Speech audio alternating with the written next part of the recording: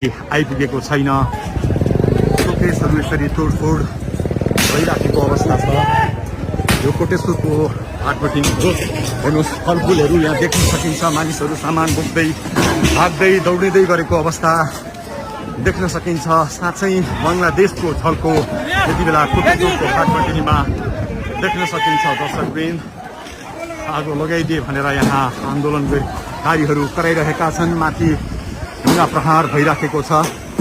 यो कोटेश्वरको हाटपट्टिको दृश्य हो। दर्शकवृन्द, सोच्दै नसोचेको अप्रिय अवस्था। प्रहरी अहिलेसम्म हाटपट्टिमा आइपुग्न सकेको छैन। पार्किङमा राखिएको गाडी यस्तो अवस्था छ। फलफुल यत्रतत्र सर्वत्र देख्न सकिन्छ। हेर्नुहोस्, अगाडिपट्टि थुप्रो मात्रामा आक्रोशित युवाहरू, आन्दोलनकारीहरूको उपस्थिति देख्न सकिन्छ। प्रहरी लगभग